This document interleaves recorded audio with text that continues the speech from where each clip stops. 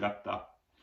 Ja see pealkiri tuli tegelikult mul sellest, et ettevõtja ongi keegi, kes tegelikult ju igatseb sellist teatud vabadust ilma bossita, ilma kellegita, kes ütleb sulle, mida sa täpselt tegema pead.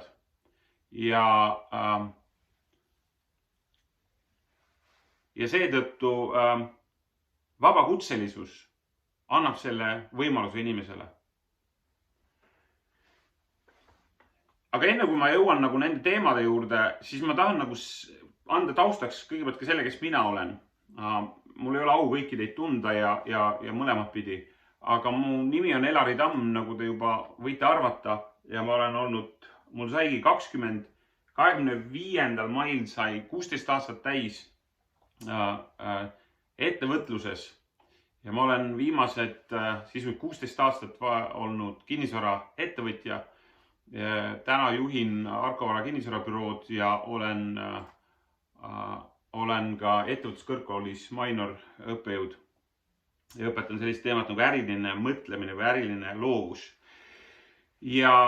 Aga võib-olla sellest veel ei piisa, et kellegi ette minna rääkima sellest, mis siis puudutab ettevõtlust.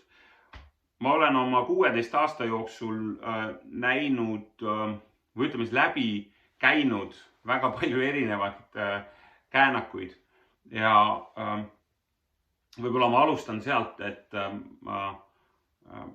mäletan aasta oli 2007-2008, ma olin olnud ettevõtluses juba mõned aastad. Ja siis juhtus selline asi, et tuli kriis peale, nagu te mäletate. Ja see kriis andis jälle uued võimalused. Ja kui ma siis olin keset võitlust toona siinsamas Haapsalus ühe ettevõttega, siis ma mäletan ühte vestlust ühe sõbraga, kes ütles mulle, Elari, ma arvan, et sa võiksid investeerida oma juhtimisoskusesse. Ma ei tee nalja, kui ma vaatasin sellele mehele otsa, ütlesin, et kuule, et ma sündisin juhiks. Okei? Ma ei tea, kas sa tead ettevõtjaid, kes ütleb, neil ei ole vaja ettevõtlust õppida sellepärast, et nad on sündinud ettevõtjad. Ja ometi ka minul tuleb kohe meelde mõni inimene, kellega ma olen kohtunud pärast, kes on 22 aastat olnud ettevõtja, ütleb, kuule Elari, mul oleks nüüd aeg hakata ettevõtlust õppima. Ja see oli see hetk, kus ta ütles, et Elari, aeg oleks sul hakata juhtimist õppima. Ja taust oli see, et ma olin värvanud 1 kuuga 12 inimest oma tiimi. Ja järgi oli jäänud üks. See oli ka üks lojaalne sugulane ja õnnetu. Mis siis tähendab seda, et ma pidin nagu väga kiiresti midagi alla neelama. Aga teate, alandlikkus ei ole just kõige kergem teema. Ja ma mäletan siis ühte päeva, kui ma olin lihtsalt arvutis tuli üks flyer või e-post, kus oli siis üks reklaam, et tule õpi juhtimist maailma World Leaders konverentsil, maailma liidrite konverentsil. Ja kui sa mind oleks siis tundnud, siis mulle tundus, et see on ainus koht, kus Elari üldse peaks midagi õppima. Maailma liidrite konverentsil. Peakõneleja Tony Blair ja nii edasi. Aga seal oli üks mees veel ja tema nimi oli Ken Blanchard.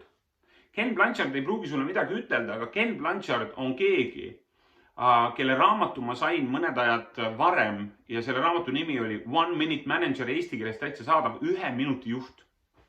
1 minuti juht räägib juhtimisest. Ja ma lugesin seda, vaatasin, et see on ikka selline ameerikalik jube pehme raamat. Ma ei ole kindel, et ma tahan sellist Ameerika teemat siin praktiseerida. Aga kui ma seda flyerit nägin paar aastat hiljem, siis ma vaatasin, Ken Blanchard seal, ma olin seda raamatut lugenud. Ja siis mõtlesin, et olgu, sõber ütles ka, et mine õpi juhtimist, ma lähen siis. See oli kriisiaeg, raha ei olnud. Ma ei mäleta, kust ma selle raha sain, aga ma ostsin selle pileti sinna West Palm Beachile ja sinna ma lendasin. Ja mul oli ainult üks eesmärk, ma pean selle mehega saama rääkida, selle Ken Blanchardiga. Ma ei olnud veel välja mõelnud, mida ma taga räägin, aga ma vaatasin, et tema juurde on väga raske pääseda, sest saate aru, kõik olid ta ümber ja ma kuidagi sain ja teate, natukene selline nagu poisilik tunne, istun või seisan ta eest, on selline vanaisa mõõtu, minu enda vanaisa moodi selline suur mees. ja ma küsin ta käest endalegi ootamatult, et härra Ken, et kuidas saada suurepäraseks juhiks. Siis ta vaatab mulle otsa ja paneb käe õlale ja ütleb, et ta küsib nime ka, ega ta sellest aru ei saanud muidugi, Elari või Salary, mis iganes. Ja siis ta ütleb selle peale, et hoolitse oma inimeste eest, hooli inimestest. Ja ma pean ütlema ausalt, ma tulin sealt ära, seal olid vestlused, mõtlesin, et tule taevas appi, hooli. Ja mitte midagi kohale ei jõudnud, sellepärast, et see hoolimine tundus sükene nagu absoluutselt pehme sõna, sükene kumba ja sõna, võtame käest kinni ja hoolime üksteisest. Minu taust on pigem see, et juba 3-aastaselt nad hakkasid mind nimetama kolhoosi esimeheks. Elari, sa oled juht, sa oled sündinud juht. Ja see näide tuli sellest, et ma ajasin 3-aastaselt metssea pulgaga meie lauta ja teatasin isa-emale, et meil on siga. Ja see oli kult. Kuidas ma seda tegin, ma ei tea, aga see andis mulle kogu elu, mulle ainult seda jutustatud, Elari, sa oled juht, sa oled juht. Ainult see ühe väikese märksõna puudusega, et juht, kes ei hoolinud. Ja ma pean ütlema, et kõik mu elu suuremad õpitunnid, mis puudutab ettevõtlust, vabakutselisust, on ühe asjaga kokku võetav. See on see, et kas sa hoolid. Kas sa hoolid ja kellest hoolid? Ma ei räägi iseendast ainult, ma räägin siis nendest inimestest, kellega me tööd teeme. Mu taust on olnud siis ettevõtlus, vabakutseline. Olin ma vahetult peale 2014 mõned aastad, kui ma oma kinnisvara büroo maha müüsin ja alustasin ettevõtja vabakutselisena. Sellest ajast on mul ka üks väike üllitis, vabaduse hirmutav võimalus, kus ma kirjutan sisuliselt oma tundeid ja oma arusaami sellest perioodist, kui ma alustasin vabakutselisena. Vabakutselise esimene päev on mul ka väga meeles. See sai alguse nii, et kui ma olin notaris ära käinud ja oma büroosse enam asja ei olnud, ma võtsin oma kasti nii nagu Ameerika filmides, kus on mingid karikad ja lilled sees. Üks lill oli ja see oli mitte kadakas, vaid see, mulle ei tule see sõna. Kaktus, aitäh sulle, Valdur. Kaktus ja see on mul autos ja ma panen sinna selle autosse selle kasti ja ma vaatan tahavaate peeglisse ja hakkan nutma. Pisarad voolavad, massive weeper, tead, süga nutan. Ja siis ma vaatan peeglisse ja ütlen, vabadus, vabadus. Tohutu vabadus oli. Kuni järgmise hommikuni. Ja järgmisel hommikul ma olen esimesena üleval arvutis, nüüd ma hakkan koolitusi müüma, nüüd ma hakkan tegema wow. Ja ma ei tea, ma mäletan seda ka hetke, et täpselt umbes 6 kuud ma olin nagu ühe koha peal. Ma ei olnud saanud vist ühtegi koolitust teha, ma ei olnud saanud ühtegi treeningut teha, ükski klient ei olnud vedu võtnud. Siis ma mäletan, mu naine Kärt vaatas mulle silma ja ütles, Elari, rahune maha. Ja siis ma sain järsku aru, me ei oska vabadusega midagi peale hakata. Vabadus ajab inimesed täiesti hulluks, eriti kui sul ei ole ülemust. Kui sul pole kuningat, keegi ütleb, kuule, hakka nii käituma või tee niimoodi, mine sinna, kuule, vaheta siin tindid ära, sealt ja seda. Ja sellepärast ma saan täiesti aru sellest, miks inimesed pigem eelistavad ülemust vabakutselisusele, sest sul pole ülemust. Sõdalane on, aga kuningat oleks vaja. Keegi, kes ütleb, kuhu läheme. Ja võt selles mõttes on vabakutselisus üks keeruline teema. Ja miks ma sellest räägin? Puhtalt sellepärast ma olen seda teemast ise läbi tulnud. Ja mõningaid tundmusi siis jagangi. Veel lihtsalt teadmiseks. Ma loodan, et see jääb meie viimaseks treeninguks. Nii et kui sa oled huvitatud sellest, mis edasi saab, liitu Facebooki grupiga vabakutselised siis sõdalased ilma kuningata on grupp, mis mul on ekstra teie jaoks loodud. Ja seal nagu täna hommikulgi, kui ma tegin jalutuskäigu, panin seal lisakontenti, lisamaterjali juba ülesse. Nii et sa leiad selle grupi, secret grupp, salajane grupp, sinna teised ei pääse, kui ainult teie. Nii. Aga ma alustaksin väga lihtsalt sellest, et kes on vabakutseline. Vabakutseline on, nagu öeldud, ilma kuningata sõdalane. Keegi, kellel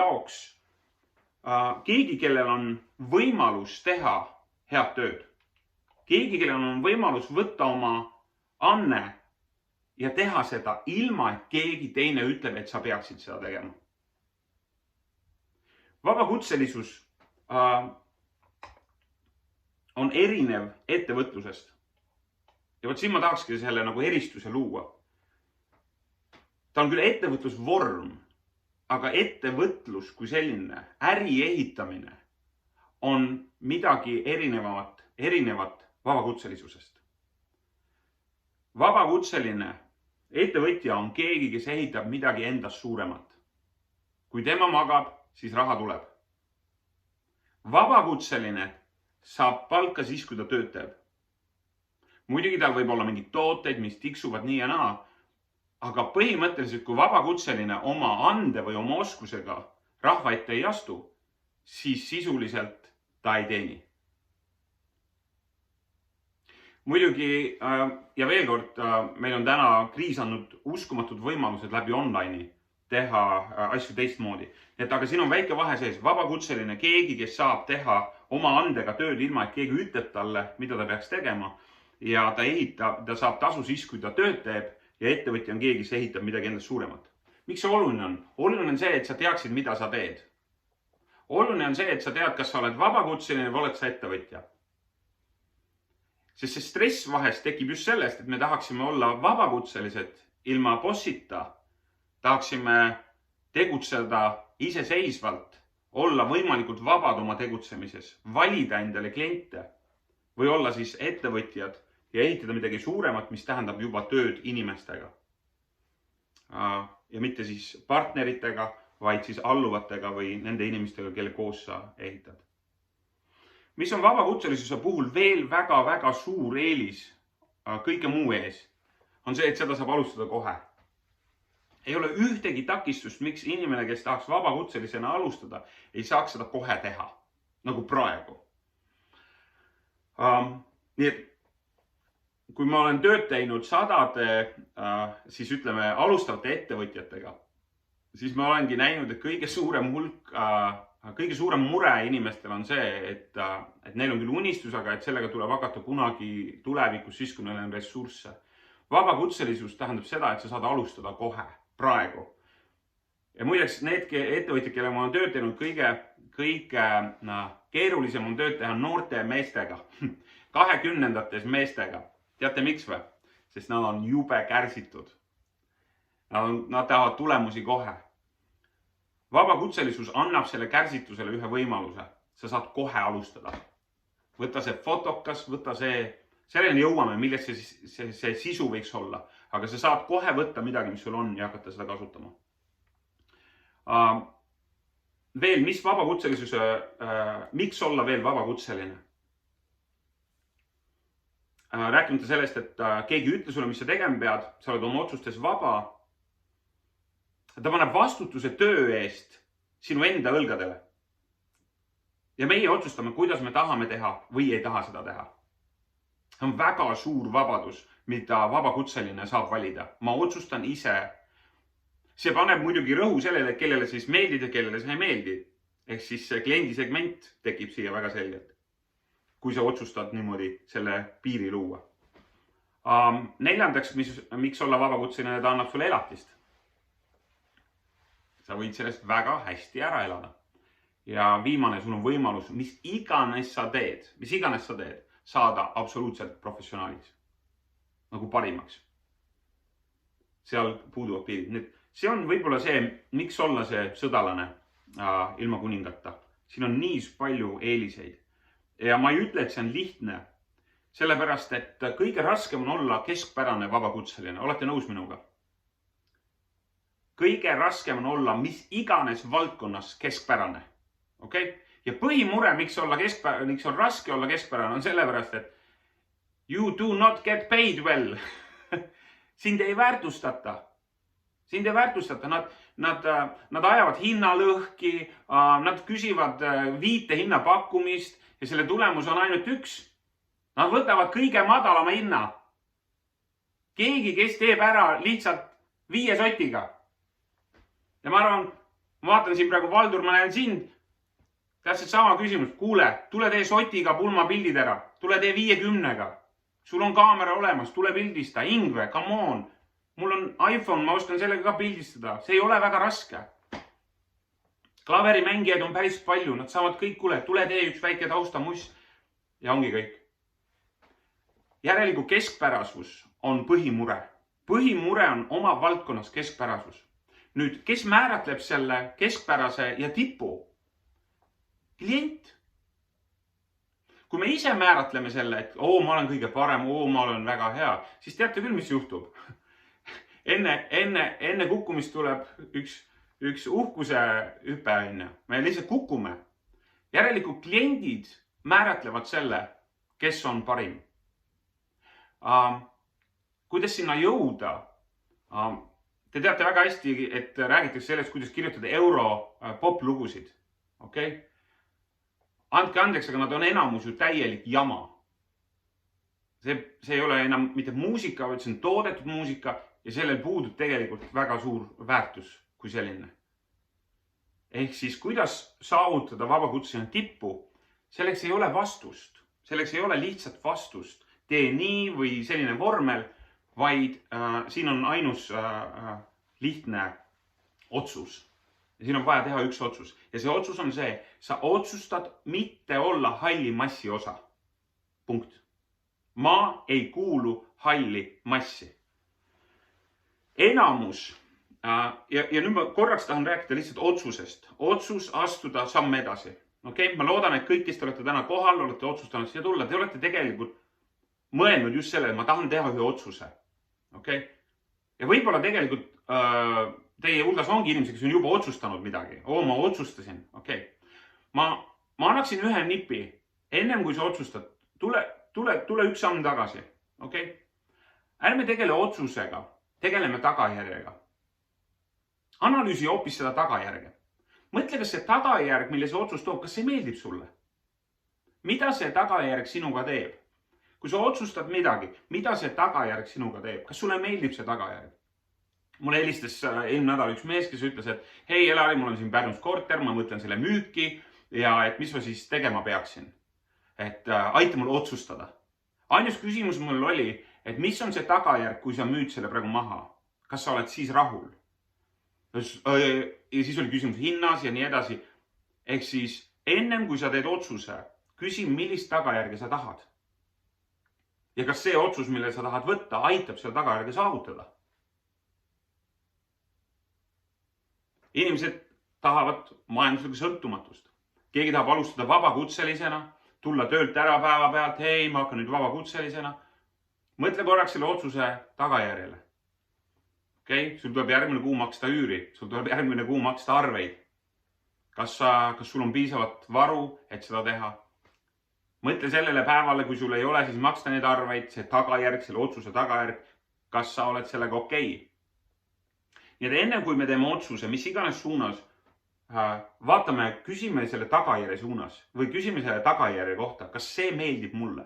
Ja kui sa ütled, see on okei, see väga meeldib mulle ja see otsus aitab selle tagajärge saavutada, siis absoluutselt tuleks see otsus ära teha. Ja täna juba, mitte lükata edasi. Sest see aitab sind lähemale sinna, kuhu sa tahad jõuda. Minu kogu mõtte eesmärk, miks ma üldse seda vabakutselisest räägin, okay? See story, miks ma tegelikult teie ees olen. Mul oleks palju mugavam praegu olla, ma ei tea, teises toas. Mul oleks palju mugavam mitte. Aga mul on see, mu sees on üks nagu selge valu. Ja ma isegi ütlen päris kanged sõna, ma vihkan argust. Okay? Kui ma näen inimesi, kellega ma olen treeninud, kellega ma olen koos olnud, neil on maksimaalne potentsiaal nende sees saavutada midagi erakordset. See kõik on olemas. Eestlane on üldse jube haritud inimene, neil on tohutud nii kogemused kui oskused. Ja nad ei kasuta neid. Ja ma räägin seda sellepärast, et ma tegelikult tahaksin kuidas ma siis ütlen, teha ühe reality checki ja öelda inimestele, come on, teis on kõigis palju enam, kui te seda ise ka võib-olla arvate. Ja ma tahaksin süstida julgust juurde. Nii et üks eesmärk sellel, miks rääkida vabakutselisusest, on puhtalt sellepärast, et süstida juurde inimestele see julgust oma potentsiaali arendamisse. Okay. Kuigi juba ette ruttavalt ütlen, see ei ole eesmärk omaette. Eesmärk omaette ei peaks olema saada milleski väga heaks. Ma põhjendan pärastpoole, miks see nii on. Nii et me otsustame läbi siis selle, et läbi selle tagajärje või selle lõppeesmärki silmas pidades, nagu Stephen Covey, väga efektiivse inimese 7 harjumust, toob selle välja. Alusta lõppeesmärki silmas pidades. Kuhu sa tahad jõuda?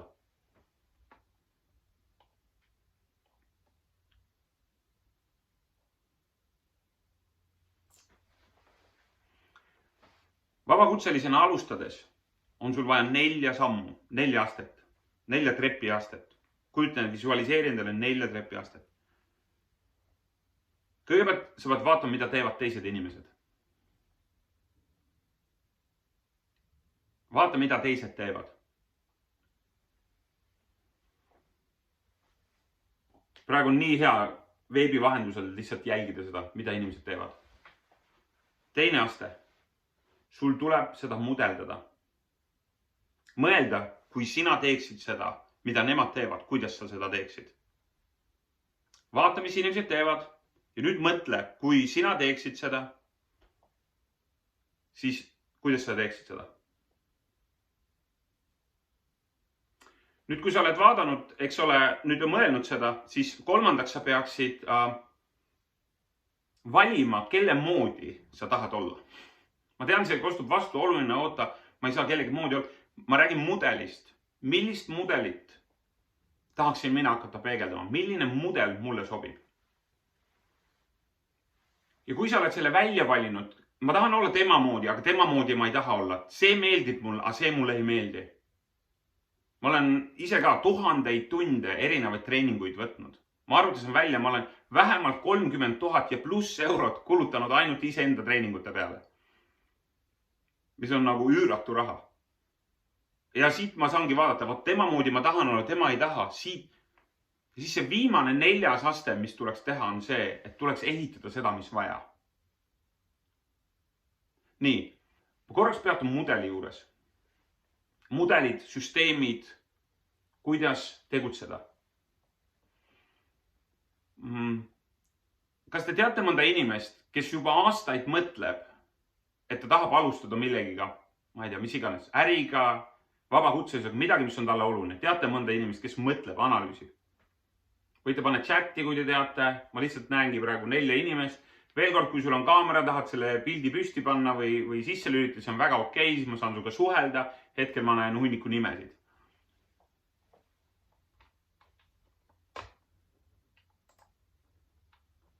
Need inimesed analüüsivad aastaid juba. Ja miks nad analüüsivad? Sellepärast, et nad otsivad originaalset mõtet. Okay? Nad tahavad olla kohe algusest peale originaalsed. Probleem on tegelikult selles, et meie ülesanne ei ole olla originaalne. Meie ülesanne number 1 on olla kohal.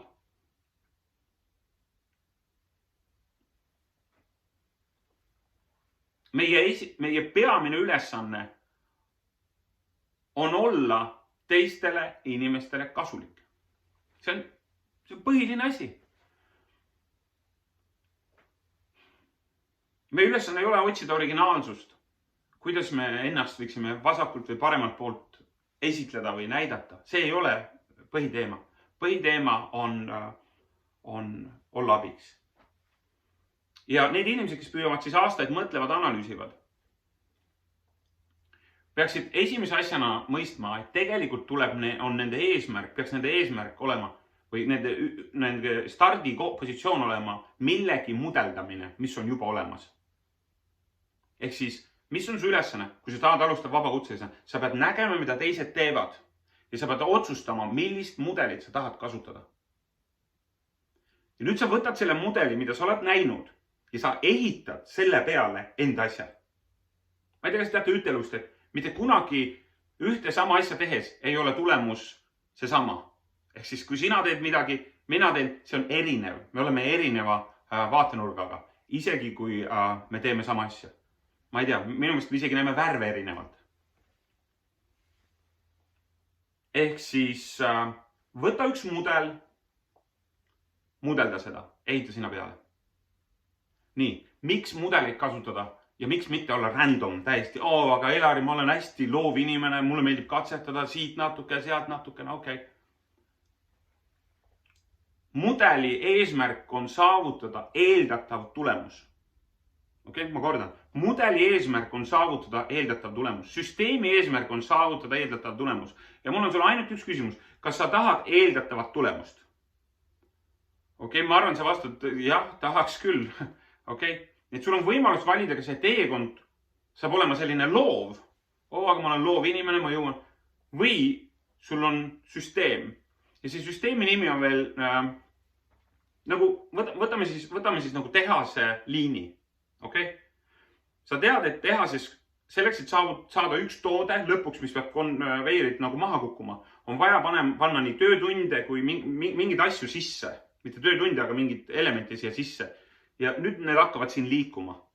Sellel on suht nagu paigas süsteem, lõpuks kukub kasti, kas purk või tomat või mida iganes on. Nii, aru saada.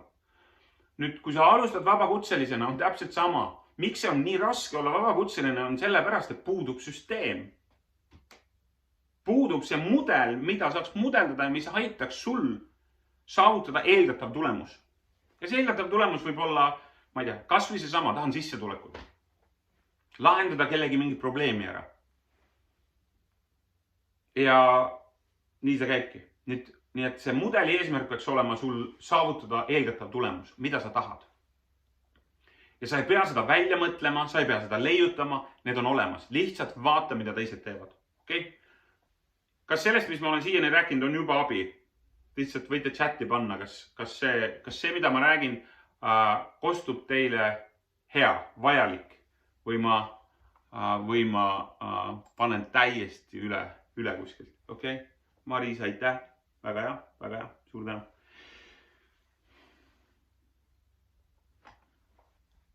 Mulle meeldis mõte, meie ülesanne ei ole originaal, meie ülesanne olla kohal ja kasulik. Okei? Väga hea.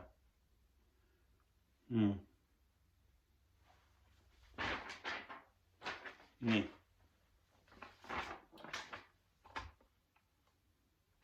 Nüüd, kui me oleme vabakutselisena mõistnud ära, et meil on vaja teiega seda ehitama hakata ja mudeldama hakata, siis veel kord, nagu ma enne ütlesin, siis sa saad alustada kohe, nüüd ja kohe. Miks on veel vabakutseline saab alustada nüüd ja kohe, on see, et sa ei pea olema üldse täiskohaga selles valdkonnas. Ma ei tea, kuidas sa mõtled, aga kui mina mõtlen, et kui sa pühendud millelgi 5 minutit päevas ja korrutad selle 5 korda 5 ja 5 korda 365, siis see on tohutu hulk ajalist energiat.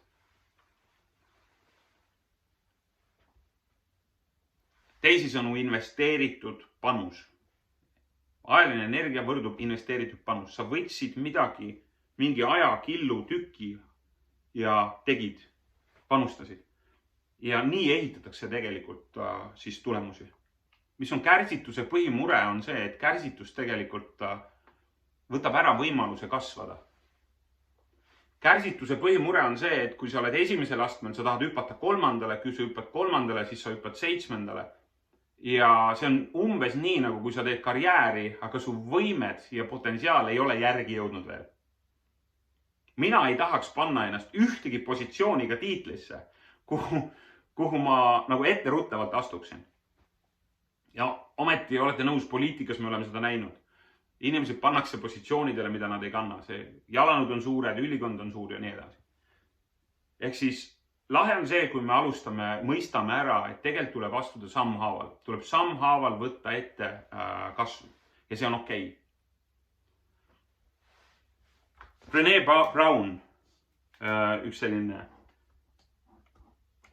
nii psühholoog kui uurija, räägib sellisest asjast. Ma ei tea, kas see on tagurpidi teile või õigetpidi. Siin on FTF. Okei? Ma ütlen nüüd F-wordi, ma ütlen nüüd F-sõna. Aga see on first time fuck. See on see alustaja keerukus, mis iganes sa võtad ette, see imelik kogemus, mis kõikidel inimestel on ja eriti täiskasvanutel, kes on mingis valdkonnas juba läbi löönud, jõuavad järsku sinna, et vau, ma pean hakkama kohanema, pean hakkama kuidagi uuesti midagi tekitama ja see on väga ebamugav. Nii, nüüd ma tahaksin siin rõhuasetused anda. See on kõige olulisem koht üldse.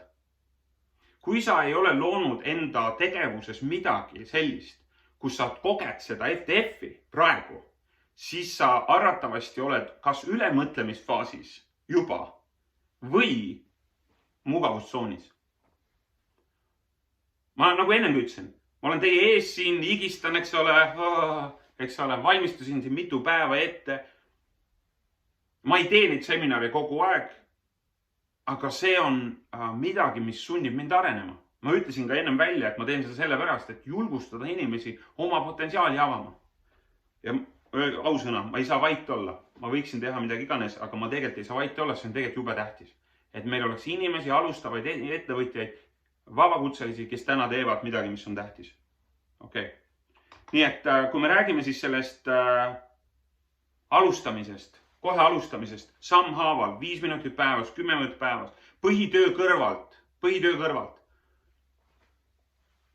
Võib-olla keegi küsib, et Elari, aga äkki oleks ikkagi praegu mõistlik tulla põhitöölt ära ja alustada ikkagi täispanusega. Ma olen natuke selline inimene, kelle meeldib ikka nagu täiega minna anda. Siis ma soovitan sul lugeda sellist raamatut nagu Adam Granti raamat Originaalsus. Ja see raamatu põhisisu räägib sellest, et mune ei tohi panna ühte korvi.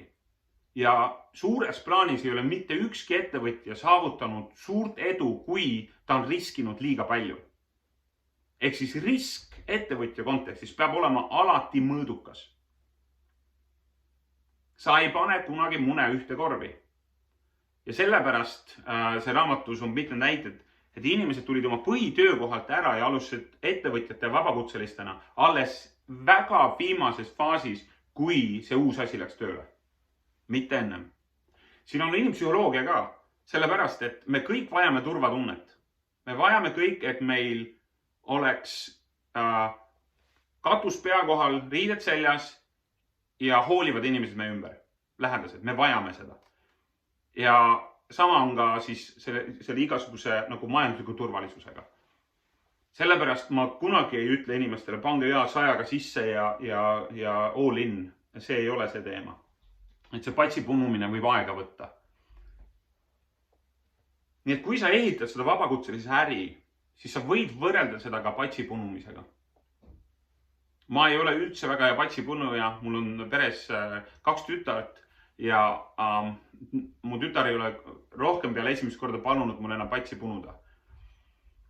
Mu käed olid natuke jõulised. Ma muideks ei ole ka väga hea legode kokkupanija, nii et poisid ei palu mul ka enam lego abi.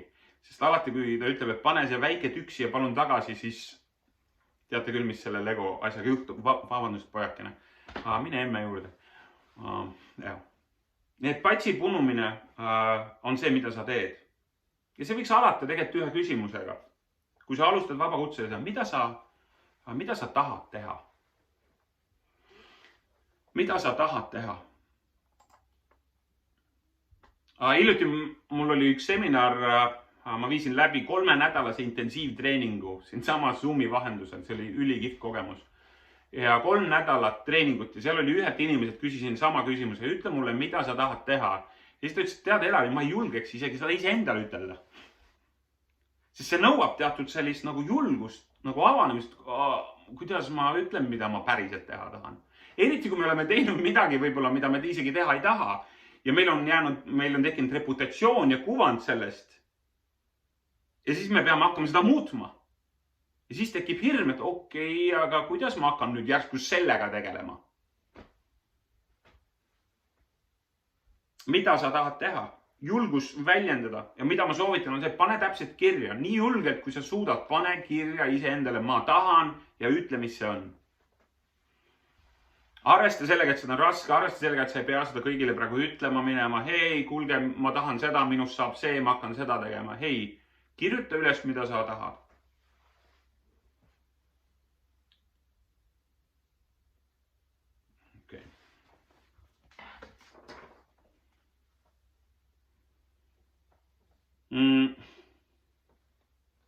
Okei, me jõuame sinna, et mul jäi üks väga oluline teema, mida ma tahaks ennem veel, kui me räägime sellest, mida sa tahad teha. Ma tahan mingid printsiibid ennem aluseks panna. Vaatan, ma tegin endale siuksed. Okei. Ja sa võid seda isegi kirja panna selle, mida sa tahad, aga siis tuleb selline asi. Okei? Näete, jah? Tuleb selline asi nimega hirm.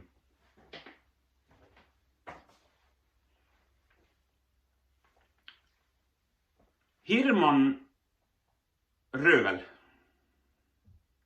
On kahte sugust hirmu. On ratsionaalne hirm ja irratsionaalne hirm. OCD kuulub irratsionaalse hirmu poolele. Irratsionaalse hirmuga tegelevad nii arstid, psühholoogid ja nii edasi, okei? Jõuame nüüd täiesti normaalselt tervete inimeste juurde nagu teie ja mina, okei? Ratsionaalne hirm. See on hirm, et asjad võivad juhtuda. Enne kui nad on saanud isegi alata. See on hirm läbikukkumise ees, ennem kui need asjad on isegi veel kohale jõudnud. Ma ei saa hakkama. Ei, Elari, sa räägid ettevõtlusest, sa räägid siin mingid suurtest asjadest,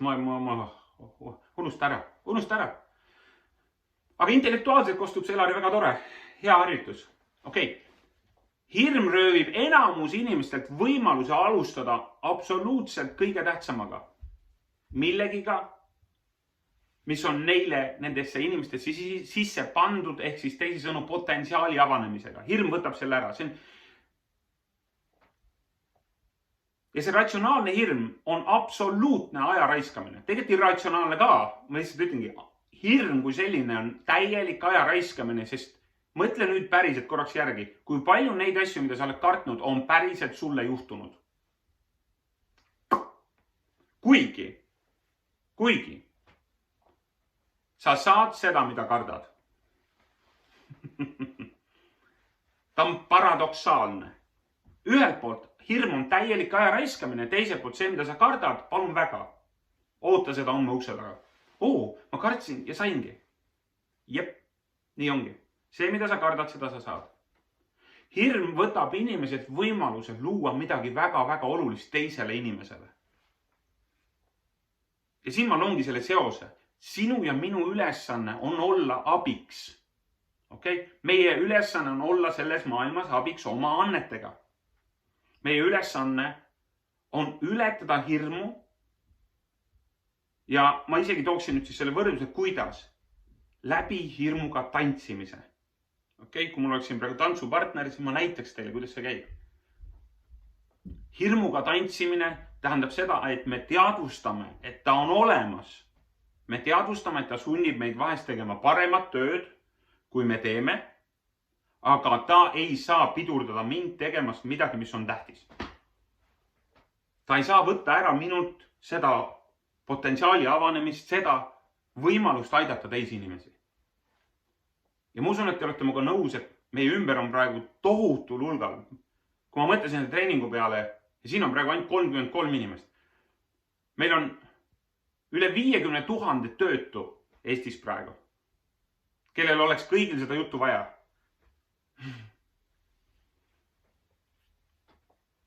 Hirm võtab inimeselt võimaluse aidata teisi inimesi.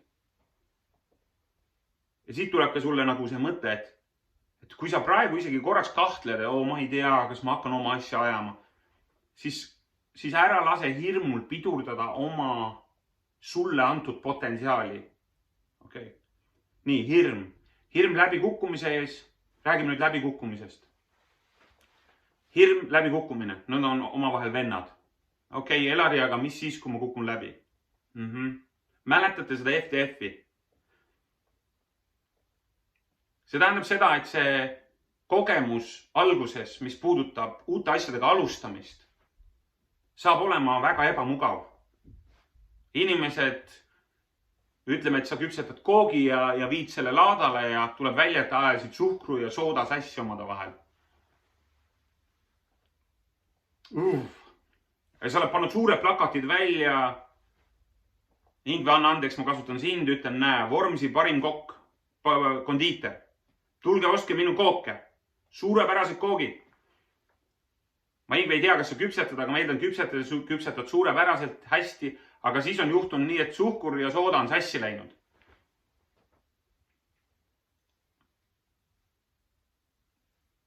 Läbikukkumine on õnnestumise astmelaud. Kui sa nii otsustad. Sa võid otsustada ka vastupidist, et läbikukkumine on läbikukkumine. Ma kukkusin läbi. Minu müügiinimesed teevad päevas 10 kõnesid ja eile tuli üks uus inimene mu kontorisse ja ütles, et Elari, et vau, ma olen täiesti lõu, ma olen nii maas. Ma küsin, mis sa tegid? Ma tegin kõned ja tead, ma nägin ta õlgadel oli minu meelest rohkem koormat kui. Ainus, mida tema nägi, oli läbikukkumine. Ainus, mida mina nägin, oli õnnestumist. Ja see ei olnud psühholoogiline mingi twist, vaid siin on väga selge nagu paradigma vahetus.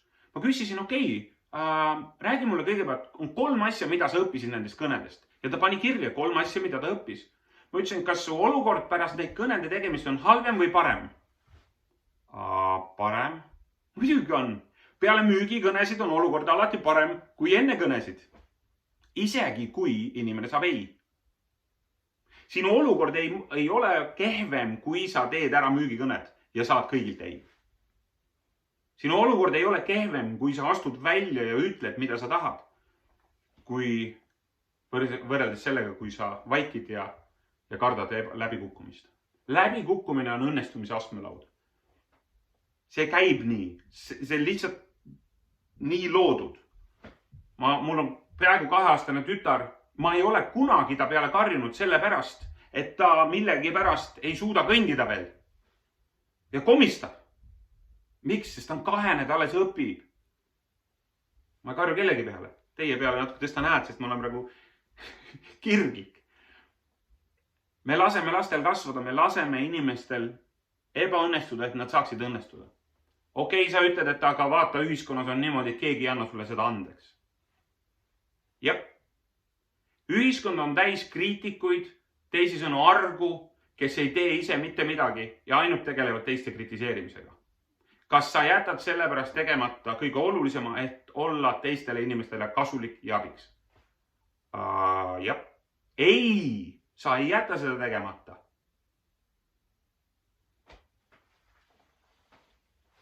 Hirm, läbikukkumine ja kriitika. Kellele meeldib kriitika? Kellele ei meeldi? Kristjan tahab, kohe saab. Nii. Kriitika. Ma küsin alati oma seminaridel ja treeningutel ja koolitustel üliõpilaste käest ka. Kellele meeldib kriitika? Inimesed tõstavad käed üles. Mina tahan. Nii, ma küsin neile, milline kriitika teile meeldib? Mulle meeldib väga konstruktiivne kriitika. See on nagu kelneri käest. Hei, ma tellin siis täna ühe konstruktiivse kriitika ja siis ühe sellise. Te teate väga hästi, et tavaliselt need ei tule sellise järjekorras isegi. Ja nüüd ma ütlen midagi võib-olla, mis on sulle kriitika koha pealt kõige rohkem kasuks. Kriitikat tasub kõige vähem kuulda võtta. Üldse kõige vähem kuulda võtta, sellepärast, et kriitikat on liiga lihtne teha. Kriitika tegemiseks ei pea olema mitte ühtegi kraadi. Kriitika tegemiseks ei pea olema isegi selle valdkonna spetsialist ega ekspert. Kriitika tegemiseks täiesti piisab lihtsalt suu lahti tegemisest. Ja muideks, kõige kihvtim, kriitika tegemiseks ei pea isegi inimest tundma. Sa võid täiesti lambi antsust panna lihtsalt nii, nagu tuleb. Ja nüüd me jõuame selle kriitika olulisema osa juurde. Võta kriitika nendelt inimestelt, kellest sa hoolid ja kes hoolivad sinust.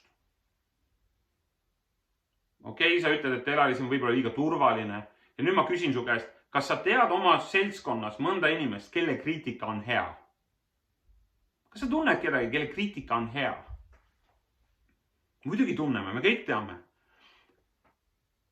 Ehk siis kriitika on väga oluline osa sellest, mida me teeme, selle tagasiside või parandamise kontekstis.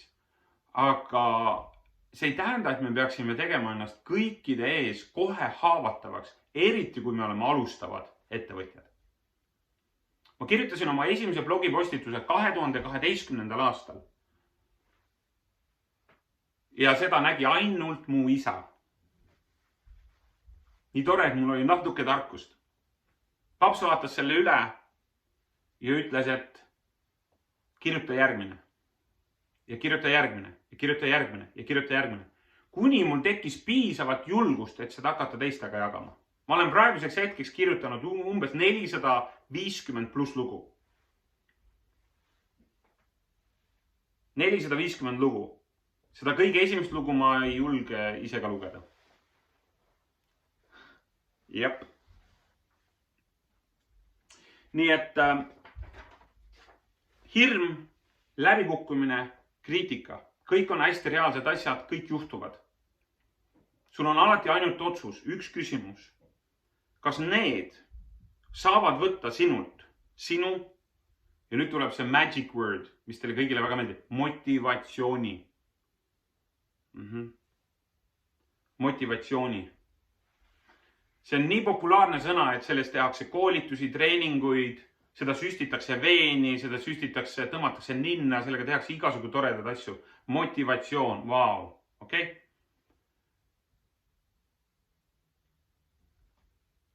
Motivatsioon on amatööridele, ütles keegi. Kui sul on lähedasel või sul on mingi mure, keset tööd ja sul on vaja talle abi. Sul on vaja talle abi otsida. Apteegid on kinni. Ja kui sa muidu ütled, et sa oled tagasihoidlik inimene, oletame, et sul on laps haige ja sul on vaja talle öösel otsida abi. Okei? Ma ei tea, kiirabi ei ole. Vormsil aeg-ajalt lendad kohale. Nii. Mis sa teed? Mul ei ole praegu moti. Ei ole küsimus motivatsioonis, on ju? Küsimus on ainult selles, et kust ma saan selle abi ja sa lähed läbi seinte. See laps annab piisava motivatsiooni. Seal ei teki seda küsimust, et ma ei tea, kas ma nüüd... See on kuidagi öö on ka praegu ja ma ei ole kindel.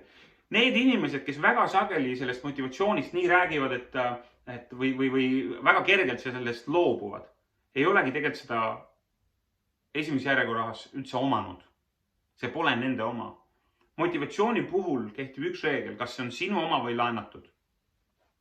Ja see on testitav läbi kriitika. Armas Ingve, ma kasutan jälle sind. Sa küpsetad koogi, ütled Elari, siin on kook ja mina ütlen Ingve. Ingve, sa lähed tagasi sõbrannade pere juurde, ütled, ma ei küpseta enam ühtegi kooki. Miks? Elari tegi. Okei? Kelle oma oli motivatsioon? Okei? Sa nii kergesti andsid selle ära. Sa loobusid sellest motivatsioonist nii kergesti. Vastupanu, kriitika, hirm on kõik ainult ühe eesmärgiga röövida motivatsioon. Ma väidan, kui motivatsioon on sinu oma, siis sa ei anna teda nii kergesti ära. Sa ei loovuta teda. Ja seetõttu, kui sa teed oma asja, kui sa oled selles oma asjas sees, autentselt sees, siis kriitika ei võta ära seda, mis annab võimaluse teisi aidata. Nüüd, kui see motivatsioon on üles ehitatud iseendale ja usul iseendasse, siis ma ei tea, kuidas on sinuga, aga mina kipun ka endas vahest kahtlema. Okei, ma ei tea, kas ma olen... Järelikult tekib küsimus, millel baseerub kogu see motivatsioon, kuidas inimesi üldse aidata. Kas sinu hetke tunnetel ja emotsioonidel või millel? Ja siin on üks briljantne ütelus. Kui minu sõbrad oleks nagu minu tunded, siis ma neid ei usaldaks. Sest mu tunded on varieeruvad. Praegu on väga ilus ilm siin Haapsalus, aga mõned nädalad tagasi oli külm, vihm, rahe ja ma ei saa öelda, et ma olin sõrmed püsti õues, mõtlesin, super ilm, paila. Okei. Järelikult see motivatsioon, kas alustada vabakutselisena või üleüldse tegutseda, peab asetsema mingil tugevamal alusel, kui seda on tunded. Olete nõus minuga? Jah, okei. Võite chati jälle panna, kui te on jäänud liiga vaikseks. Mare pani thumbs up, väga hea. Väikest tagasisidet, seda on kohe hea näha. Siis mulle tundub, et ma olen seltskonna keskel. Nii. See vundamendis on küsimus. Kuhu peale ma ehitan selle vundamendi? Ja andke nüüd andeks, ma jõuan sinna, et lääne ühiskonna probleem on selles vundamendis. Meil on probleem selles vundamendis. See vundament baseerub individualismil. Sinu ja minu egol ja ambitsioonikusel. Nüüd sa ütled, et Elari, aga sa alles rääkisid seal kuidagi seda, et potentsiaal välja ja inimesed nagu kuidagi nagu vägevamaks ja alustama oma asja tegemist, et see on ka ju kuidagi nagu individualistlik. Absoluutselt. Absoluutselt on. See vundament. Ja veel kord, ma ei tea, kas ma olen öelnud, sa võid minuga mitte nõustuda ja see on väga okei, kui täiskasvanud inimesed omavahel ei nõustu. Ja ma olen ikka su sõber. On printsiip, et mina olen loodud siia maailma teiste inimeste jaoks. See ongi kogu printsiip. Ma ei ole siin iseenda pärast. Minu ülesanne ei ole teha endale väga mugav äraelamine ja vaadata siis, kuidas siis igaüks hakkama saab ja seda looduslikku valikuprintsiipi, et tugevam jääb ellu, nõrgem sureb ära. Okei. Mina sellega ei nõustu. Printsiip, miks ma teen neid asju, mida ma teen, on teiste inimeste pärast, mitte iseendale. Minu ülesanne on olla teistele inimestele kasulik ja abiks. Ja läbi selle, kuna me räägime täna ettevõtlusest, läbi selle luua väärtust ja tõendit, et ma olin kasulik. Ja mis see tõend on? Iga töötegija on oma palka väärt. Okay? Kui sind kutsutakse kuhugi tasuta, siis ainus asi, mida sa pead küsima, kas teised tulevad ka tasuta? Jep, kõik on tasuta. Siis on arusaadav. See on pro bono, see on, ma ei tea, millegi ühingu heaks või mis iganes. Okay. Nii et printsiip lihtne. Kui minu ülesanne on olla inimestele abiks, siis küsimus ei ole mu motivatsioonis. Küsimus on selles, et do I show up? Kas ma olen kohal ja kas ma aitan? Sa küsid, kas ei ole siis halbu päevi, mõtled nii, muidugi on. Aga see ei kõiguta mu motivatsiooni olla inimestele abiks. See on mu roll. Ma võin seda teha väga erinevates rollides. Ja siit tuleb nagu see üks selline minu arvates nagu valepidi lause, mis on hästi kasutusel, on see, leia midagi, mida sa armastad. Nope. Ära leia palun midagi, mida sa armastad, sest väga vähesed leiavad, mida nad armastavad. Nad otsivadki kogu seda elu. Kus ma leian, kas siis on see siis inimene või on see töö? Kahjuks väga vähesed leiavad seda, mida nad armastavad. Aga ma olen näinud, et päris paljud inimesed hakkavad armastama seda, mida nad teevad. Ja see on palju trickim. Sa teed midagi, ma ei tea, võtad kätte ja hakkad, ma ei tea, nõusid pesema. Ja ma ei tea, meil on enamuses on nõudepesumasinad välja arvatud maal seal. Ja siis tuleb õppida armastama nõusid pesema. See on oluliselt trickim, see on oluliselt keerulisem, aga see nõuab just seda mõtteviisi muutust, kus sa keskendud pigem siis sellele, mida sa teed. Alrighty. Kuidas meil läinud siiani on? Kas mõni on jäänud magama? Ma ei näe, mulle tundub, et nende nimede taga on päris palju magavaid inimesi. Andke tõestust, et ei maga kas või siin Messengeris. Keegi, Einar ütleb, et tema pidi ära minema. Nii, tipp-top, Merle ütleb, ei maga. Ei maga, miski pärast ei saa videot käima lihtsalt. Vot ma tõesti ei saa tea, miks sa ei saa käima. Toomas Varide ka ei maga, väga hea. On nõudemesumasin, väga hea, mul on hea meel. Okei.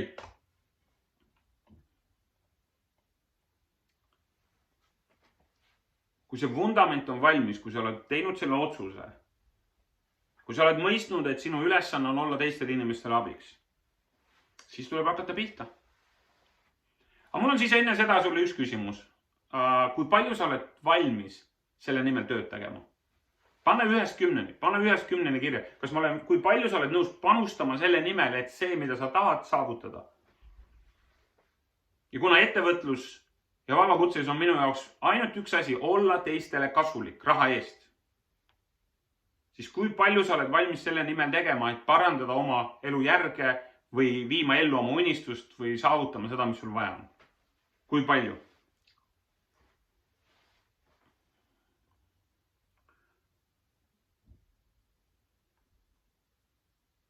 okei. Raha on nii huvitav teema, et see on huvitav, see on raske teema. Ma ei tea, kas te teate, aga enamus abielusid kipub lõhki minema raha pärast. See on nii huvitav. Raha omab inimeste üle väga suurt mõju. Ma ei ole päris kindel, et seda teeb see kupüür. Mul ei ole praegu ühtegi rahakupüüri siin, aga ma ei usu, et 50-eurone teeb seda. Ma ei usu, et 100-eurone kupüür teeb midagi ise. Ma olen vahest lastele püüdnud seletada, et kui keegi ütleb, et mul sai raha otsa, et ise lihtsalt kus kadus, raha läks lihtsalt minema, siis ma panen selle kupüüri laua peale ja tükk aega vaatame seda rahatähti ja minu meelest ei liigu. Ei liigu. Kes selle siis liikuma pani? No eks sa ise panid liikuma. Vaat see raha ei tee iseenesest mitte midagi. Raha on midagi väga-väga ilusat, okei? Selle üle vaieldakse, kas ta on neutraalne, ta ei ole neutraalne. Oma loomult, printsiibilt jälle on raha midagi väga ilusat. Ja miks see mul veel südames on sellepärast, et normaalne selles ühiskonnas, kus me elame, või ütleme siis normal is broke. Keskmine inimene on pankrotis või väga väikeste säästudega. Elani, mind see rikkus ei huvitagi. Mind raha väga ei huvitagi. Ja siis sa lähed õhtus sööma kellegiga ja ma ei näe, et inimesed võistlevad, et saaks maksta.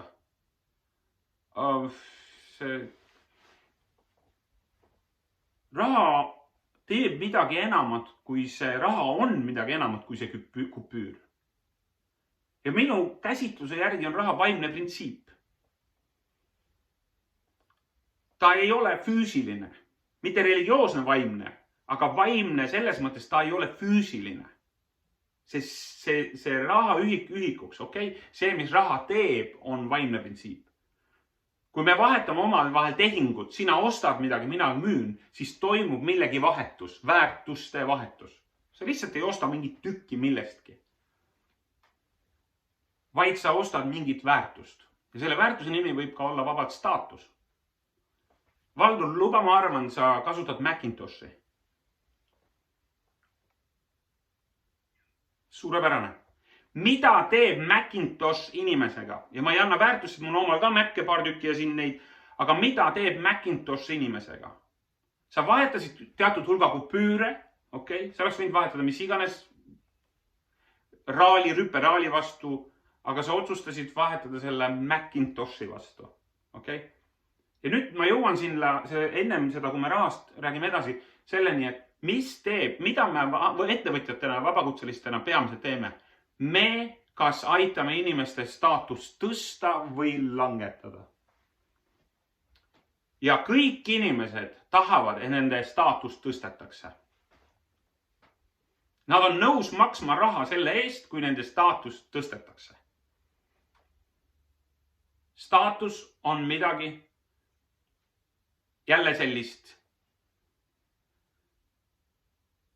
mis on vaimne printsiip. Inimesed tahavad, et nende staatus tõstetakse. Okay? Ja nad on nõus selle eest maksma. Macintosh tõstab inimese staatust.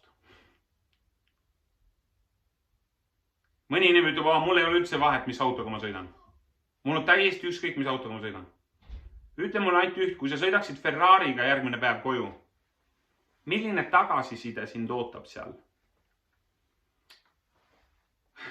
Nad ütlevad, mis mõttes? Jälle me jõuame selle staatuse küsimuseni.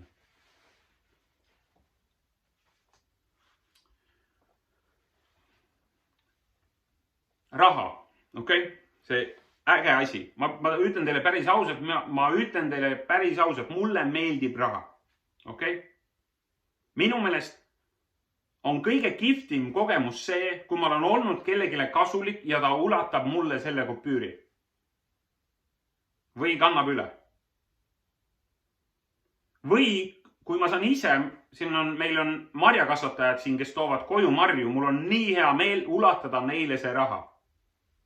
See on hea tunne.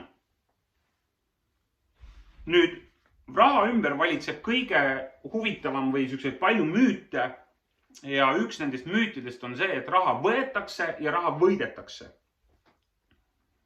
Eestis ostetakse lotoga jõhkralt raha. No, mitte raha, vaid ostetakse pileteid, võimalusi. Okay?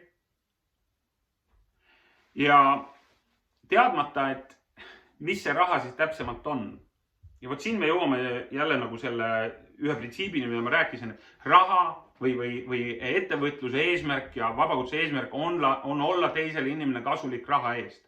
Ja sõna on abiks ja kasuks. Sa pead olema abiks ja kasuks. Kui inimene ei paku mitte mingit väärtust või see väärtus on vuffel-suffel, siis mitte keegi ei taha maksta millegi eest, millel pole väärtust. Olete nõus? Tühjade asjade eest ei maksta. Ja siit tuleb see kõik oluline printsiip raha suhtes. Raha tehakse, raha ei võeta. Raha ei võideta, raha ei võeta. Raha tehakse. Kus sa käisid täna? Käisin raha tegemas. Kuidas sa raha teed? Olin kasulik ja olin abiks. Kas sa said täna raha? Ei saanud. Järelikult ei olnud abiks ja ei olnud kasulik. Võib-olla sa ütled, et ma andsin nii palju, ma andsin neile kõik ja nad millegi pärast. Okei? Siis nad ei väärtusta seda, mida sa pakud. Leia omale klient, kes väärtustab seda, mis sul on. Läbi raha. Ma uurisin, väga huvitav on raha hispaania ja prantsuse keeles. Raha tegema ja raha võtma ja võitma on üks sama termin. Ja siis võrreldi seda natuke jõukamate riikidega, kus on väga selgelt raha tegemine eristatud, making money. Ja pikas perspektiivis on nendel riikidel alati paremini näinud, kui nendel riikidel, kes raha võtavad. Kallis, kus sa täna käisid? Täna käisin raha võtmas. Täna võitsin raha jälle. Okei, hästi parem. Me ei võta raha, me teeme raha. Raha tehakse. Ettevõtja loob läbi väärtuse raha. Raha on tõestus selle kohta, et sa olid kasulik. Ja läbi selle tekib siis üks uus asi, mida ma käsitlen. Ja selle nimi on jõukus. Jõukus. Wealth, ingliskeelne sõna wealth, jõukus. Jõukus on midagi, mis minu jaoks koosneb 3 asjast. Ja see on aeg, suhted ja raha. 3 asja. Jõukus on 3 asja. Aeg, suhted ja raha. Sotsialism ei tea ega ei oska, kuidas jõukust luua. Sotsialism lõikab tordi 4 ja jagab selle laiali. Üks läheb Ingvele, üks läheb Karoliinale, üks läheb Kristjanile, üks läheb Erlele. Tehtud. Kristi, Karolin, Argo, Maire, Kati, kahjuks te jäite ilma, vabandust, ei ole pakkuda enam. See on see Robin Hoodilik lähenemine. Jõukus, kuidas tekib, on hoopis jälle, see on vaimne printsiip, see on midagi, mida sa kohe mõistad läbi ühe näite. Ma räägin teile loo vanaisa Laapinist. Oli üks tore vanaisa Laapin. Ja vanaisa Laapinil oli selline lugu, et temal oli selline oskus teha vanu asju korda. Ja tema läks siis ühe ukse juurde ja koputas.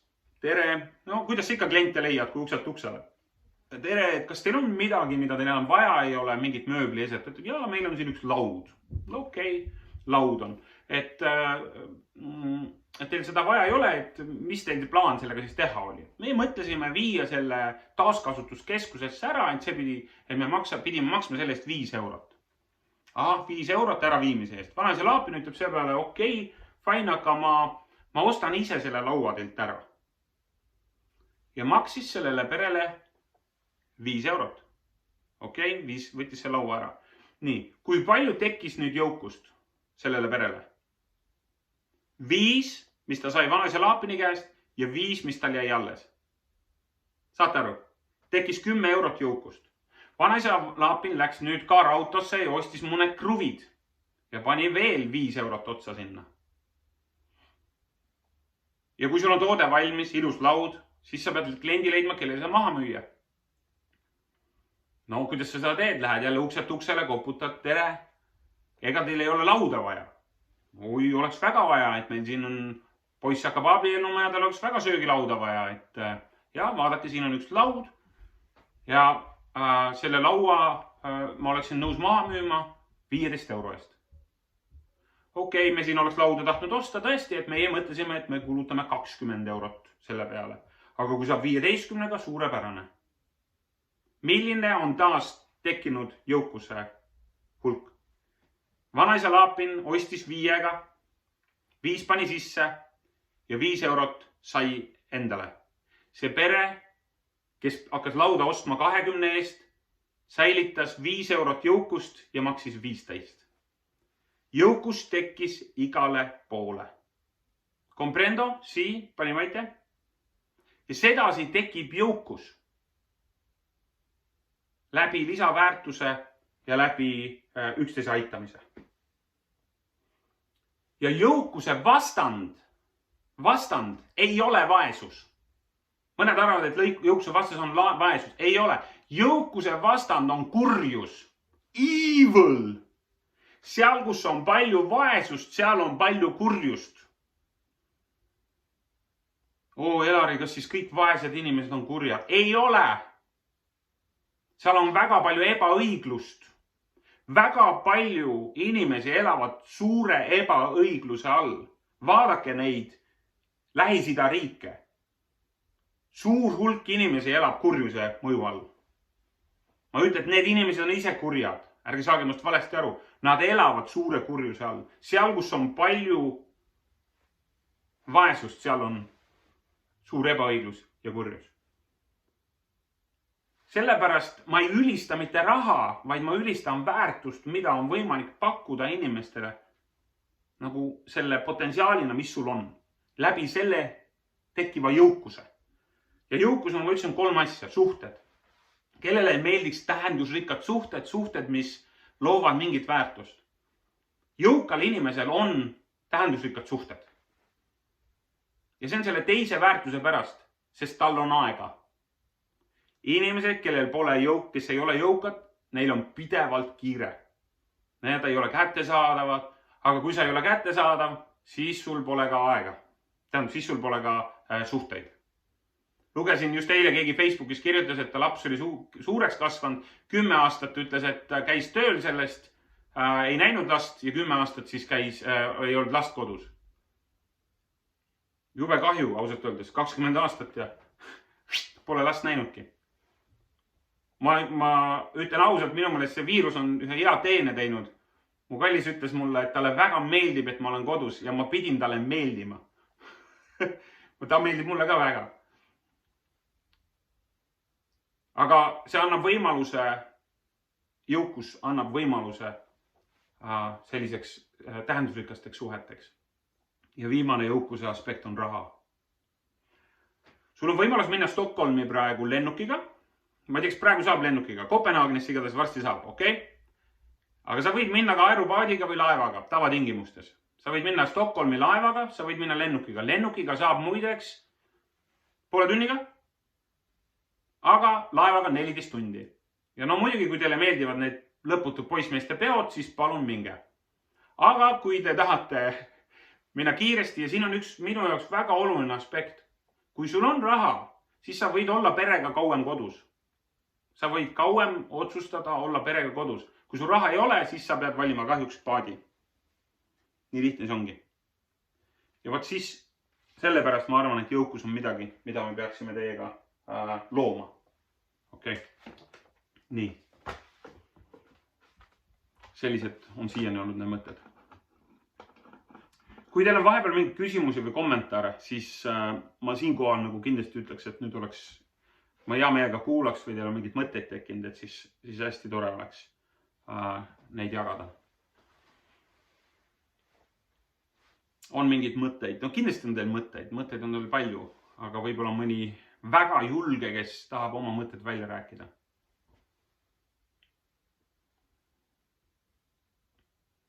Sotsiaalne pinge, kes esimesena räägib. Kõige julgem tavaliselt.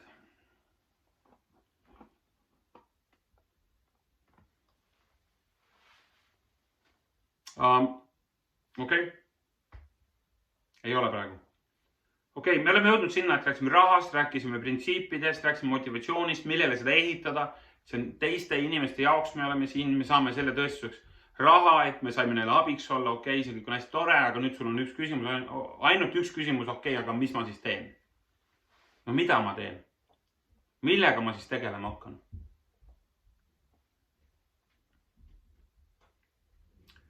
Kasuta seda, mis on sul käes. Okei? Sa saad kasutada ainult seda, mis sul on olemas. Sa ei saa kasutada seda, mida sul pole. Olete nõus? Jube loogiline.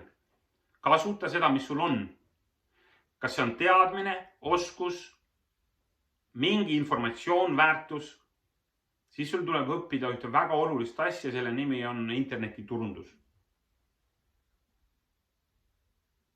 Kuidas müüa seda, mida sa oskad? Ja see võibki olla algus ebamugav, kuidas orienteeruda, kus, keda vaadata. Ma täna mõtlesin, et mul on olnud ikka 100 mentoreid ja väga paljud nendest inimestest muideks ei teagi, et nad on mu mentorid. Ma võin neid nimesid hakata kohe ülevalt ja alt pihta. Neid nimesid, kes on minu mentorid. Mul on tohutul hulgal mentoreid. Ma olen kujundanud nendele sellise harjumuse, et ma käin igal hommikul jalutamas. Ja ma kuulen oma mentoreid. Ja eks me siis lõpuks oleme natuke oma mentorite nägu. Tahes tahtmata. Hangi endale mentor. Mentoriid. Nad ei pea üldse sinuga suhtlema. Sa võid saada neid läbi podcastide, läbi videode, läbi treeningute. Aga ilma mentoriteta me kahjuks keegi vastu ei pea. Nii et nüüd siis tekibki küsimus, aga mida teha, mida ehitada? Sul on võib-olla see inspiratsioon praegu maksimumi peal, tahaks midagi teha, mulle väga meeldiks. Vaata, kirjuta üles enda jaoks see, milles sa hea oled. Okei? Nüüd sa võid muidugi, keegi võib öelda, et Elari, anna andeks, aga ma pole mitte milleski hea. Siis ma tahan sulle nagu hästi puhtas eesti keeles öelda, et see on täielik vale. Okei? Üks mõte või üks printsiip minuga töötavatel inimestel, mida mina alati rõhutan, on see, et mina usun inimestesse, et nad suudavad ja saavad, mida nad vajavad ja tahavad, ka siis, kui nad ise ei usu. Okei? Ma ei saa teisiti kellegiga tööd teha. Ma usun, et kui inimesed tahavad alustada oma ettevõtlusega, ja ise on kahe vahel, siis ma usun, et nad suudavad. Nüüd, kas nad alustavad mitte, see sõltub neist endist. Mina usun, et inimene suudab, sest ma olen näinud inimesi tegemas erakordseid asju. Kõige kihvtim, nagu te teate, kinnisvara taust, ma olen treeninud üle 100 müügiinimeste. Sadades, ma ütleks ausalt öelda. Selle 16 aasta jooksul 100 müügiinimestes. Kõige kihvtim on näha inimest, kes tuleb ja ütleb, ma ei tea, Elari. Ja ma teen nagu siukse nagu õrnalt. Ja saad aru, ta jõuab tulemusteni. Ja siis ta tuleb ütleb nagu rõõmustab väike laps, Elari, tead, mis ma tegin? No mis sa tegid? Müüsin maha, ostsin, kas sa kujutad ette, mis ma tegin? Teisi sõnu, usk sellesse, kas sa suudad või ei suuda. Mõlemal juhul see on õigus, aga läbi mentori on sul võimalus selle ületamiseks. Keegi peab sinusse uskuma vahest rohkem kui sina ise. Olete nõus? Mis tähendab seda, et me vajame enda kõrvale inimesi, kes aeg-ajalt tuletavad meile meelde, milles me head oleme. Mul on üks hea sõber nimega ka Argo, kes hiljuti tuletas mulle meelde 3-4 asja, millest ta ütles, et sa hea oled. Need puudutasid mind. Ehk siis alusta sellega, mis sul on käes, mis sul on olemas. Mis on sul peopesas. Ja keegi on kihvtit öelda, et kasuta seda, mis on sul käes selleks, et saada mis südames. See teekond võib lihtsalt aega võtta, aga igaüks peab siiski mingi hetk oma risti kandma. Nii et me oleme tulnud printsiipidest ja me oleme jõudnud nüüd sinna, kus sul on vaja hakata tegutsema. Kui siin seltskonnas on vähegi tavalisi inimesi, mida tavaliselt ei ole, aga need seal väljas on, siis mõned mõtlevad üle. Okay? On üleanalüüsijad. Mõtlevad, kogu aeg analüüsivad. Ma hakkan tegema, mõtlen. See mõtlemine väsitab, olete nõus? Mõtlemine väsitab ilma tegudeta. Ja sellepärast ma mõtlesin, et üks asi, mis ma kindlasti tahan teile täna kõigile nagu jätta, on see, et te ei saa pärast seda treeningut täna, pärast seda inspiratsiooni mitte jätta tegutsemata. Te peate võtma vähemalt ühe sammu oma eesmärgi suunas. Vastasel juhul, lubage öelda, see, mida te kuulsite, on täielik nonsense, intellektuaalselt võib-olla põnev. Aga minu huvi ei ole kedagi intellektuaalselt lõbustada. Seda teevad ülikoolid. Minge ülikooli intellektuaalselt lõbu otsima. Selliste treeningute eesmärk peaks olema sind ennustama, tegema midagi, mis on tähtis sulle ja su lähedastele. Ja ma loodan, et see on jõukuse kasvatamine.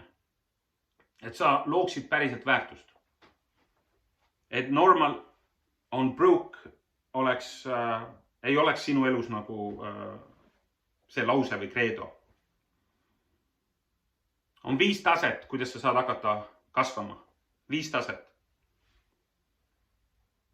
Esimene tase on, sa võid olla vabakutselisena teha sellist triviaalset tööd ja ma isegi annan talle nime, see on üles keeratud kana. Kas te teate neid metallist? Keerad üles, käib laua peal ringi. See on selline vahva tegelane, okei? Aga see on selline Uberi jaoks töötamine. Selles ei ole mitte midagi halba. Ma ei halvusta mitte kedagi. Ma ei ütle, et ei või teha, ei ole sobi. Aga see on esimene tase, see on alati võimalus. Siin on üks mure. Uberi eesmärk on ainult üks, et nende autojuhid sõidaks võimalikult soodsa hinnaga. Mida odavamat nad sõidavad, seda parem on. Tõsi, kui sa oled Uberi autojuht, sa ei pea muretsema kliendi pärast. Sa saad selle kliendi läbi Uberi või Bolti või mis iganes. Aga sa oled ikka mutrike süsteemis ja sa kannatad ja sa nutad ja ütled, et tead, nad ei maksa piisavalt. Muidugi ei maksa, siis nende eesmärk ongi maksta minimaalselt. See ongi, kogu ärimudel on võimalikult odavalt panna autojuhid liikuma. Sellega hoida hind all ja sellega võimalik kliente juurde hankida. Aga minu jutu mõte, alustada vabakutselisena, on ainult üks, mitte olla halli massi osa ja süsteemis kannataja. Ja see on otsus. Teisne tase on meistrimees. Sa saad tööd, sest sa oled osav. Sa oled nurga taga, vahetus läheduses, lihtsasti kätte saadav. Meistrimees. Olete näinud seda meistrimehe multikaid? Telias jooksevad. Need on okei, võib-olla te ei tea. Mul lihtsalt väiksed lapsed, nemad vaatavad. Lihtne on olla meistrimees, kus sa oled, seal kus sa oled. Ja seal, kus inimesed sind vajavad. Nii et kui sa oled üks ja ainus pulmafotograaf külas, siis on tegelikult päris lihtne olla seal see pildistaja. Tule tee iPhone'iga tee mõned pulmapildid meil. Okei? Nii et meistrimees on teine tase. Kolmas tase, kuhu sa võid kasvada, on, ma ütleks juba, ma nimetaks teda oskustööline. Tema on juba piisavalt investeerinud oma oskusesse ja ta on selgelt teistest natukene parem. Natukene parem.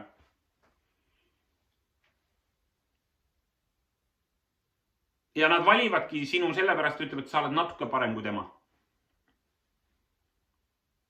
Nüüd 4. tase, kuhu on võimalik kasvada, on unikaalne. Ja vot see on nüüd hoopis teine mäng. See on täiesti teine mäng. Ja see ongi see üks ja ainus olemine. Üks, keda kutsutakse nimepidi. Ja ma arvan, et päris raske on olla unikaalne. Aga see on absoluutselt seda väärt.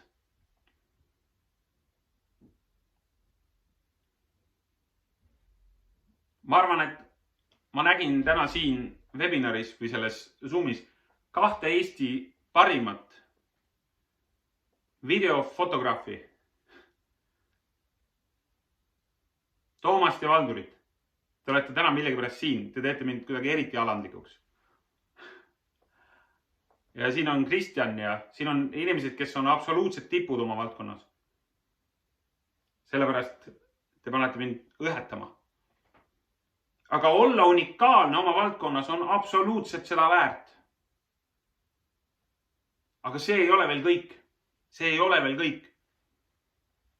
5. tase on olla tähelepanuväärne. Ja ma nimetaks seda just nagu tähelepanuväärseks sellepärast, et see on keegi, kellest sa ei saa mööda kõndida. See on bränd. See on keegi, kellest me peame rääkima. Lihtsalt me peame temast rääkima. Tema väärib kõnet. Tema mõtted väärivad kõnet. Tema töö väärib kõnet. Okei, sa ütled Van Gogh ja nii edasi. Aga see võid olla sina ja see võin olla mina. Nüüd nagu ma alguses ütlesin, et sa küsid, kuidas sinna kasvada tähelepanuväärseks, et mis on 5 sammu, kuidas saada tähelepanuväärseks. Siis ma olen õppinud, see esimene sõna on, tuleb hoolida. Tuleb hoolida inimestest, kellega me tööd teeme. Hoolimine ei ole kumba ja. Hoolimine ei ole lihtne ega pehme sõna. Kui teil on lapsed, kas te lubate neil süüa hommikust õhtuni jäätist? Ei luba. Mis teil viga on? Kas te ei hooli oma lastest? Nad tahavad ju jäätist. Sellepärast te ei annagi jäätist, et me hoolime neist. Hoolimine on struktuuri loomine. Kui sina hoolid ise endast, ettevõtjana ja vabakutselisena, on sul struktuur, mida mööda sa kõnnid. Kui sul ei ole struktuuri, siis tekib väga kiiresti hoolimatus. Hoolimine on raske sõna ja struktuur, ta on pigem raske väärtus või mitte pehme väärtus. Ja esimene asi, mida peaks ettevõtja ja vabakutseline tegema, on hoolima oma kliendist. Hoolima sellest inimesest, kellega me tööd teeme.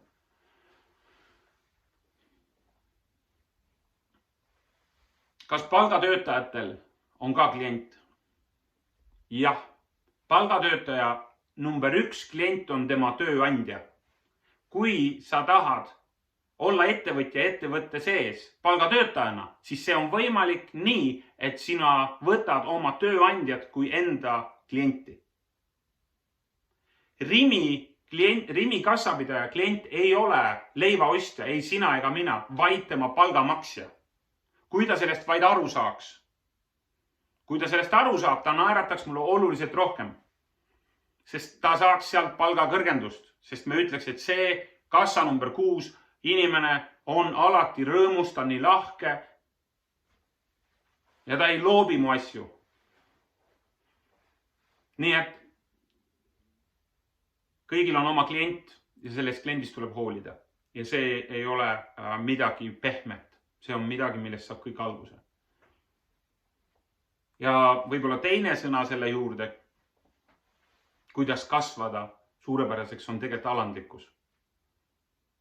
Ja ma arvan, et te näete seda päris vähe. Sest see on nii raske kerge tulema, et meil tekib oma õigus ja mina ja. Aga edukamad inimesed, keda ma näinud olen enda kõrval, kellega on mul võimalus olnud suhelda, kes on milleski väga head, nad on väga alandlikud. Ja need inimesed on jõudnud kaugele. Nii et kui ma ise olen õppinud, mis on need sammud, kuidas kasvada suurepäraseks, siis ausalt öeldes mulle tundub, et need enamus neid asju või need samme jäävad sellesse valdkonda, millest väga palju ei räägita, sest nad on kuidagi sellised liiga pehmed ja tahaks mingit selline heavy-based, anna mulle 5 sammu, kuidas must saaks suurepärane. Nii et kui me oleme hoolivad ja alandlikud, siis on meil võimalus näha kliente enda ümber. Võib-olla ka täiesti teises valguses. Okei.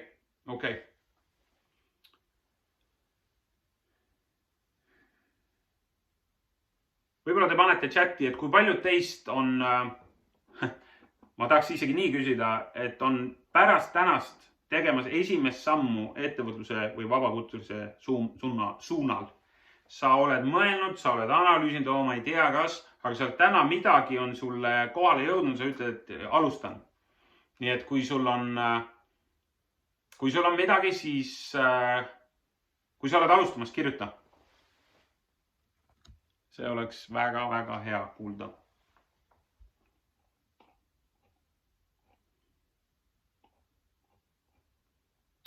Ma lubasin ühe teema ka veel. Ma lubasin selle, kus sa leiad oma esimese kliendi.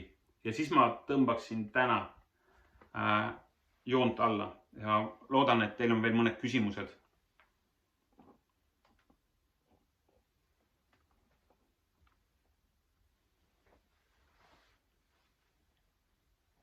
Esimesed sammud käsil. Väga hea. Väga-väga hea. Nii, Karoliina, ma püüan sellest märgist aru saada. See vist tähendab... mina näen siit niimoodi, et käsi on selja taga. Aga Karoliina alustab. Toomas kinnitas. Väga hea. Väga-väga-väga hea. Kust saada oma esimene klient? Kust saada oma esimene klient? See on väga paljudel küsimus. Kust ma leian selle esimese kliendi? Okei, ma tean, mida ma tahan teha. Ma tean, kuidas mulle meeldiks seda teha. Kust ma saan selle esimese kliendi? Ma annan mõned mõtted. Nii, kohe ma otsin selle ülesse. Ma etteruttavalt võin öelda, et see esimene klient on sinu oma lähedases mõjusfääris. Just täpselt nii, Kati Oemets, täpselt nii. Oma lähedases mõjusfääris. Kuna ma müügiinimesi treenin, siis neil on pidevalt see küsimus, et nad tahavad hakata tegema kohe nõndanimelt külmasid kõnesid. Okei? Kui te minu müügitreeningul kunagi olete käinud, siis ma ütlen alati, et ärge palun tehke väga palju külmasid kõnesid. Külmad kõned on külmad. Okei? Tehke soojasid kõnesid. Oota, aga ma ei tea kedagi. Ja siis me teeme harjutuse, et me joonistame välja sellise mõjusfääride ringi. Ja rekord, mida ühel treeningul üks inimene jõudis 10 minutiga kirjutada, oli 350 nime. Need oli 350 nime, kellele ta sai helistada nendes mõjusfäärides, mitte lihtsalt telefoniraamat, vaid mõjusfäärides. Ja me tegime 3 nädalat treeningut, kus ta iga päev helistas lihtsalt 7 kõnet. Ja ta leidis oma kliendi. See oli keegi, kes alustas täiesti nullist. Ta ei olnud mitte kunagi seda ennem teinud. Ta lihtsalt kaardistas need mõjusfääri nimed ja hakkas pihta. Nii et esimene klient tuleb sulle sealt, kus on sinu oma mõjusfäär. Mõjusfäär on sinu sõbrad, sinu koolikaaslased, sinu töökaaslased, sinu endised töökaaslased, sinu treeningukaaslased, sinu kogukonnakaaslased, nende sõbrad ja see läheb niimoodi väga lahedalt laiali. Miks alustada sealt, kus on peretuttavad, kus on mõjusfäär? See on sellepärast, et kui sa alustad millegiga, ma ei soovita teha ennast väga haavatavaks kohe kõigile. Sa võid saada sellise nimetamis litaka, et sa ei taastu sellest. Et su motivatsioon röövitakse kohe ära. Okay? Aga sa ei taha seda anda. Sellepärast leia see esimene klient sealt pere keskelt. Oma mõjusfäärist. Ja ma annan 3 asja, mis aitavad sul kvaliteedis vabakutsena kas alustada või edasi liikuda. Esimene. Leia klient, kellel on raha. Profid ei tööta kunagi kliendiga, kellel ei ole raha. Sa tahad olla kindel, et see klient, kellega sa tööle hakkad, on raha. Kui sa alustad millegiga, siis sa küsid vähem raha, puhtalt sellepärast, et sul ei ole kindlust. Enesekindlus kuulub lastele, kindlus kuulub täiskasvanutele. Sa tead, millest sa räägid. Mul ei ole vaja näha ülikonnas meest, kes on juba enesekindel. Mul on vaja näha inimest, kes teab, millest ta räägib. Näete vahet siin? Ma olen hullult enesekindel. Ei, mul ei ole seda vaja. Ma tahan näha, kas sa valdad, mida sa räägid. Okay. Nii et leia klient, kellel on raha. Teiseks, leia klient, kellel on probleem ja tunnistab seda endale. Okay. Väga raske on teha tööd klientidega, kes ei tunnista, et nendel on probleem. Aga äkki sul on ikkagi vaja. Kuule, aga äkki siit. Ei, inimesel on väga loovad sinu ignoreerimises. Aga miks ta mu kõnesid ei võta vastu? Sest sa tapsid nad ära oma kõnedega. Inimesed on väga leidlikud müügiinimeste ignoreerimises, kui nad ei tea, et sinul on neile lahendus. Sellepärast me ei tee külmasid kõnesid, vaid teeme soojasid kõnesid. Sellepärast me helistame inimestele, kes meist hoolivad, mitte nendele inimestele, kes meist ei hooli. Neid ei huvita, mida sa teed. Kui sa leiad üles selle lingi selle inimeseni, kes sust hoolib ja ka omab mõju, siis sa oled võib-olla jõudnud lähemale oma unistusele. 3. leia lahendus, mida ainult sina saad pakkuda. Teatud unikaalsus, oma käekiri. Ma kordan veel kord, kui sa hakkad ka mudeldama midagi, mida teised teevad, siis sa ei tee kunagi seda täpselt samamoodi, nagu teised teevad. Sul on oma käekiri. See on absoluutselt fine mudeldada, mida teised teevad. Ma kordan, võta üks süsteem ja hakka selle pealt pihta. Sa protsessis leiad oma nurgad. Nii. Ja kõige viimane, kuidas edasi liikuda vabakutselisena. Tee seda palun viisil, millest kõik tahavad rääkida. Keskpärane on out juba ammu. Suurepärane on in juba ammu.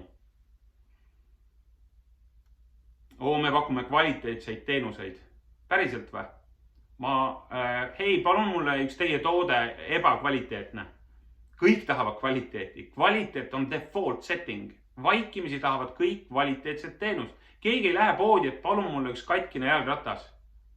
Sa lähed, ostad selles hinnaklassis terve jalgratta. Järelikult sa ei saa öelda, et sinu äri eelis saab olema kvaliteet. Kui sa just tõesti selles valdkonnas oled ainus ja kõik teised pakuvad crap'i. Okay? No, siis see on vist sõnniku äri. Palun mulle üks hunnik sõnnikut. See võib haiseda. Okay. Ma võtan kokku siis niimoodi. Vabakutselise ettevõtja maagia või siis selline müstika, nimetame, seisneb selles, et sulle ei ole bossi ja sa saad valida, mis tööd sa tahad teha ja kellega. Sa saad valida oma kliendi.